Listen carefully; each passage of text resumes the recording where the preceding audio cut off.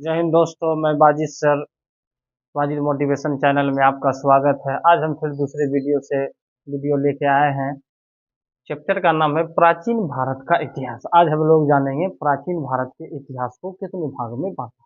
चलते सबसे पहली बात तो यह जान लीजिए कि प्राचीन भारतीय इतिहास को 3 भाग में बांटा गया है। पहला पुरातात्विक स्रोत, दूसरा साहित्य स्रोत, तीसरा विदेशी यात्रियों का विवरण। अब देखिए पुरातात्विक स्रोत के अंतर्गत में क्या क्या आता है। पुरातात्विक स्रोत के अंतर्गत में पहला पॉइंट आता है अभिलेख। अभिलेख के बारे में आप लोग को पता ही होगा कि अभिलेख जो होता है धातु या पत्थर या मिट्टी आदि के बर्तनों पर खुदे हुए। प्राचीन काल के शासक लोग जो है ज्यादा से ज्यादा अभिलेख लिखवाते थे, खुदवाते थे। आपको पता है सम्राट अशोक के बारे में पढ़िए, सम्राट अशोक के बारे में जानकारी उन्होंने अपने धर्म का प्रचार प्रसार ज्यादातर अभिलेख के ही माध्यम से किया। दूसरा आता है शिलालेख। शिलालेख भी जो है चट्टान पत्थर आदि पर खुदे मिलते थे। फिर तीसरा है सिक्का। पुरातात्विक स्रोत के अंतर्गत में जो तीसरा प्रमुख स्रोत है वो है सिक्का। सिक्का के बारे में जानते ही होंगे कि पहले के जमाने में जो प्राचीन काल का जो सिक्का होता था कि वो सिक्के से ही प्राचीन भारत के इतिहास की जानकारी मिल रही है। फिर चौथा पॉइंट है मूर्तियां। प्राचीन काल की जो भी मूर्तियां मिली है, चाहे अर्धनग्न मूर्तियां मिली हो या परिपूर्ण रूप से मूर्तियां मिली हो, चाहे सोने की मिली हो, तांबे की मिली हो या चांदी की मिली हो, उस मूर्तियां से भी प्राचीन भारत के इतिहास की जानकारी लिया जा सकता है। फिर उसके बाद आता है चित्रकला। बहुत सारे चित्रकला से भी प्राचीन भारत के इतिहास पर झुकाव पड़ता है। और लास्ट है स्मारक। स्मारक से भी प्राचीन भारत के इतिहास की जानकारी प्राप्त की जा सकती है। तो ये जितना भी पॉइंट है, ये जितना भी कंसेप्ट है, अगर इस कंसेप्ट को पढ़ लेते हैं तो पूरा तात्विक स्रोत आपका क्लियर हो जाता है।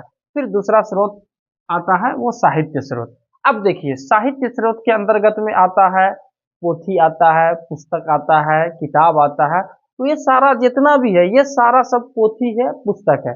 पहला है वेद। वेद के बारे में आप जानते ही होंगे कि वेद जो है चार प्रकार के होते हैं, ऋग्वेद, अथर्ववेद, अर्धवेद, सामवेद।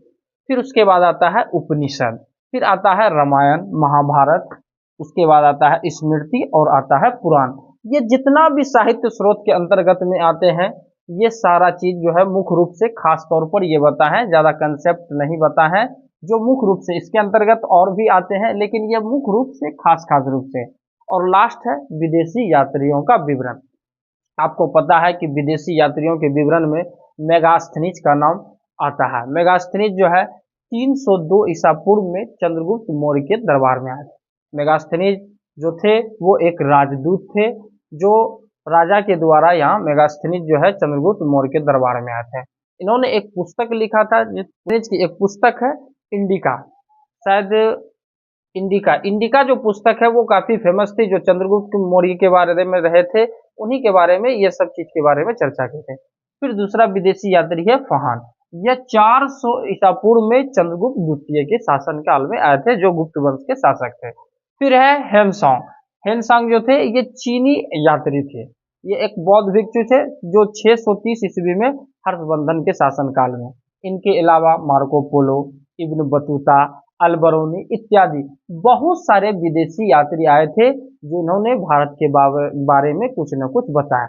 मैं एक चीज बता देना चाहता हूं दोस्तों कि सबसे पहली बात तो यह जान लीजिए कि पुरातात्विक जो होता है वो जमीन के अंदर से खुदाई करके जो निकाले गए अवशेष होते हैं उन्हीं को मुख्य रूप से पुरातात्विक, जो अभी के जमाने में उसके बारे में चर्चा की जाती है।